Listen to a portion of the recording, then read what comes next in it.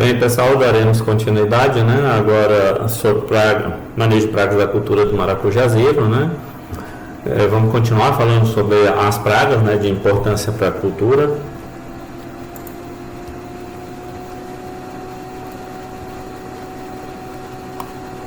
Bem, a gente falou sobre os insetos, né, desfolhadores, as lagartas, né?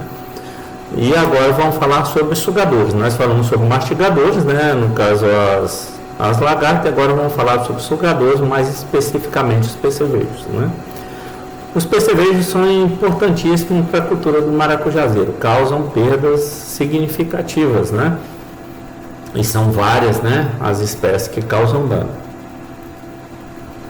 Ao contrário, por exemplo, das lagartas, que o dano ele vai estar restrito à redução de área foliar, claro, como consequência a redução de produtividade. Os percevejos você não vê um dano direto, assim, de um dano mecânico, que parte da planta seja removida, porque ele vai sugar, ele vai inserir o estilete, o aparelho bucal, e extrair a seiva direto do floema da planta. Então, a consequência tem a consequência. Está extraindo seiva e, além disso, injeta toxinas. E isso faz com que ocorra anomalias, principalmente nos frutos. A gente vai ver depois os sintomas. Então, nós temos pertence à ordem Mitra, a mesma do pulgão, o mesmo da mosca branca. E nós temos várias espécies que causam danos, né? Eu separei aqui, né? Olimenia clavígera, né? Todos são da mesma família. Leptoglossus gonagra, também da mesma família. Diactobilineatus, né? Também da família Coreidae. E um gênero com várias espécies chamado Nisoceles, aí SP, porque é mais de uma espécie. Então aqui nós temos as fotos, né? Deixa eu ver se vai. Não. Espera um pouco, vou mostrar a foto de cada um, só um instante. Então aqui o Olimenia clavígera, então a característica aqui do indivíduo, né? Você pode perceber bem, a identificação dele não é tão difícil. Ele não é tão comum aqui. Nós temos Leptoglossus gonagra, esse aqui já é mais encontrado, né? Nossa região. Aqui. Ele é todo preto, né? É claro, a ninfa tem uma coloração diferente, mas o adulto é todo preto. E ele tem uma expansão aqui do fêmur, né? Ele é bem grosso, fêmur e tíbia também. Temos o Diactobilineatus, que ele tem na Coreidae também, e ele tem uma expansão, aqui se você olhar, uma expansão da tíbia, tá? Parece uma folha, né? Inclusive com pontos amarelos semelhando a uma doença. Aqui você pode verificar também, né, a presença de ninfas de vários estágios de desenvolvimento e indivíduos. Adulto não tem, somente ninfas, né, em desenvolvimento. Aqui eu não tenho foto, porque são mais de uma espécie de Nisoceles, tá? Mas são esses os causadores de dano na cultura do maracujazeiro.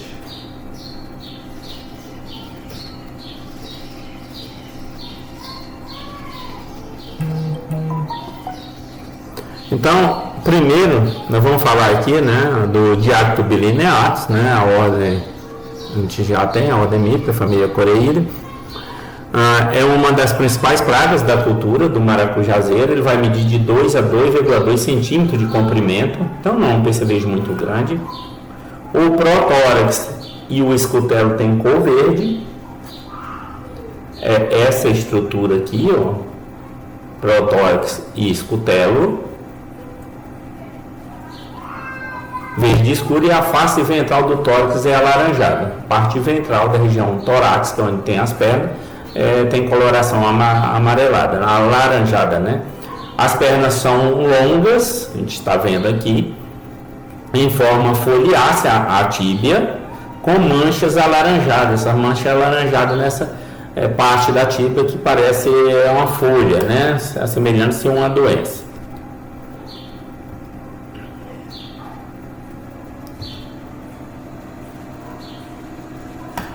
Já o Rolimenia clavigera, né? Aquele que a gente viu primeiro, mostramos anteriormente, né? Essa é a característica dele.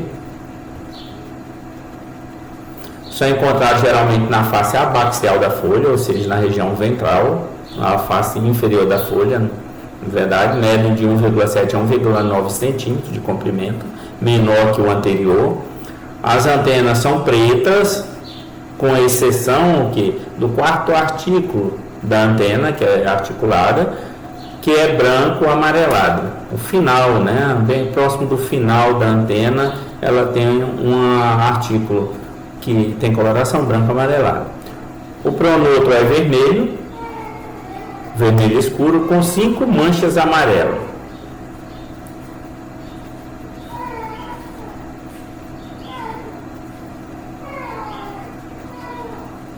O escutelo é pardo amarelado, aqui na parte de cima. Os hemiépteros são quase incolores, ou seja, a asa dele é quase incolor. As pernas são amarelo-alaranjadas, que são as características. O abdômen é avermelhado com manchas amareladas na parte ventral. Então, essas aqui são todas as características do indivíduo, né?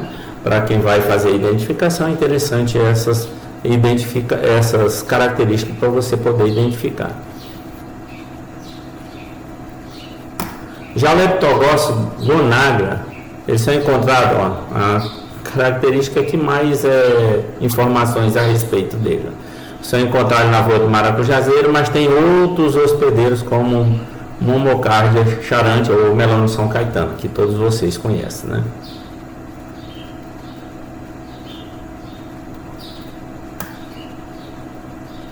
As espécies, né, Nisoceles, são encontradas na lavoura e sugam a seiva das plantas, atacam botões florais e frutos novos. Então, atacam a planta em estágio vegetativo, mas atacam também as estruturas reprodutivas.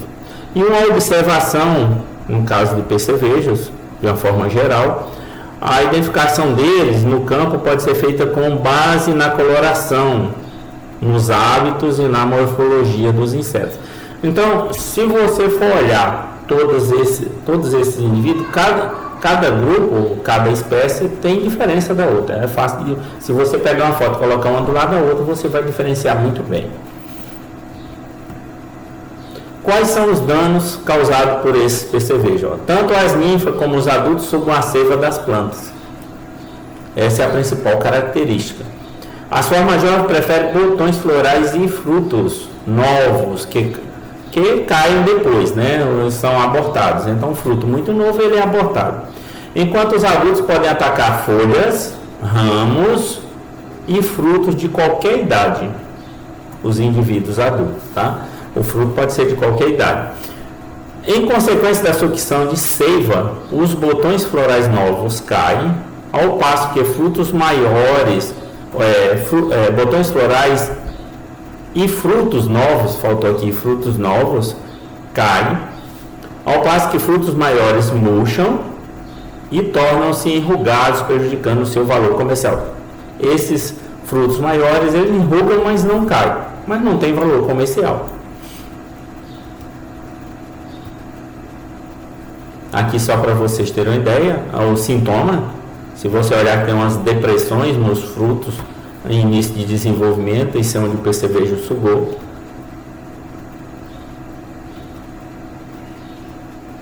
Olha, o fruto já um pouco mais desenvolvido, a gente vê aqui, não é nenhum desses percevejos, aqui é outro tipo de percevejo, escondido aqui, eles sugam direto no pedúnculo do fruto.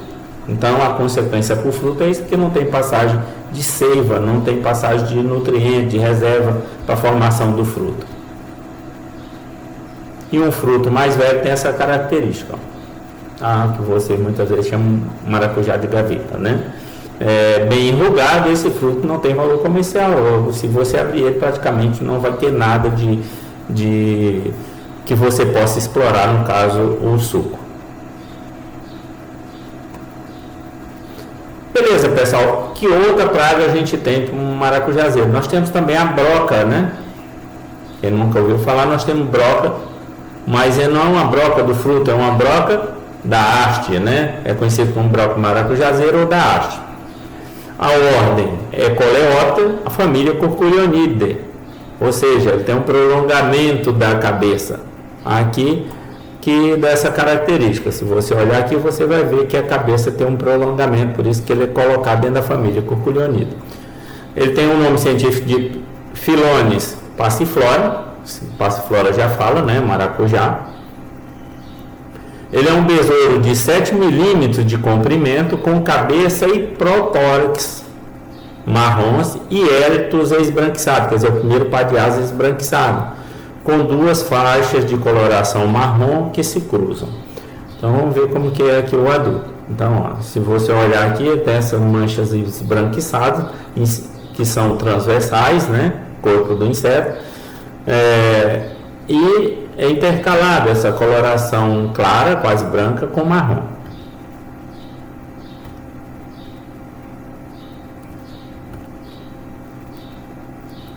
As larvas são brancas e ápodas, quer dizer, não tem perna, e desenvolve-se no interior dos ramos do maracujazeiro, ou seja, os ovos são colocados, a lagarta ela faz galeria no interior dos ramos, destruindo os vasos condutores. Então aqui cria um bloqueio, né, para a passagem da seiva. É tanto que o acúmulo de seiva, tanto na região acima do dame quanto abaixo, leva ao engrossamento do ramo naquela região. A gente vai ver em foto, né, esse sintoma. Os ovos são colocados nos ramos mais finos, em cavidades abertas pela fêmea. Então ela abre uma cavidade e coloca os ovos, né? Facilita a vida da larva quando sai do ovo. As larvas medem 8 milímetros de comprimento, são brancas e sem pernas, são ápodas, e desenvolve-se no interior dos ramos do maracujazeiro por um período que vai de 53 a 69 dias, ou seja, um período bem longo, ela fazendo galerias no interior do ramo.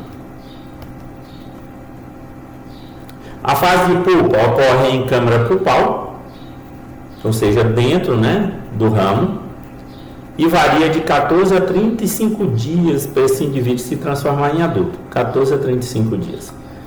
São encontrados mais frequentemente em plantios novos e na periferia do pomar, ou seja, nas bordas do pomar e em cultivos em início de desenvolvimento.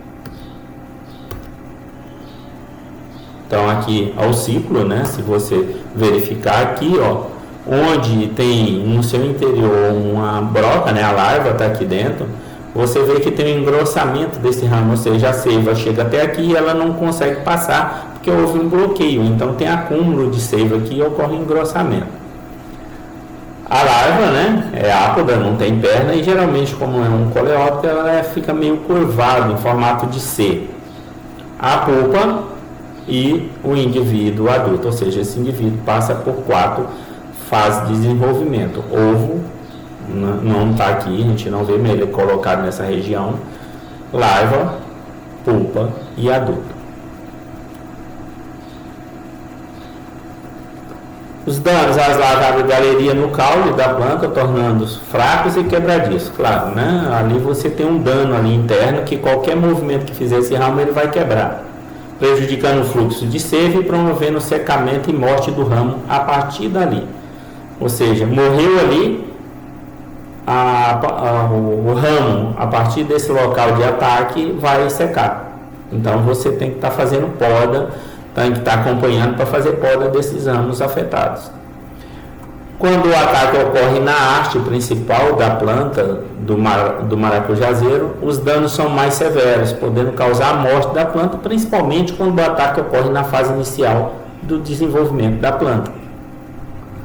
Geralmente o ataque ocorre a partir da lignificação do caule, ou seja, quando endurece o caule, coincidindo com o período no qual a planta alcança o fio de arame da espaldeira. Ou seja, assim que a planta alcança o arame, um ponto ideal para o ataque da broca, né? Inicial, né? Na verdade. Os sintomas externos do ataque aparecem como dilatações dos ramos, o engrossamento do ramo naquela região. E se você abrir, você vai encontrar a broca naquele local. A larva completa seu desenvolvimento no interior dos ramos até se transformar em indivíduo adulto. Então aqui dá para a gente verificar. Aqui um ramo, né, que inclusive está quebrado já, né, quebrou aqui, com um ataque em 3 pontos, ó. Então tem aqui, você tem larva aqui e aqui. Isso aqui é serragem junto com resina da própria planta, fica essa característica, né? E aqui mostrando uma foto aproximada, uma larva dentro de um ramo. A pessoa cortou aqui com um canivete para mostrar, para tirar uma foto da larva dentro do ramo, tá?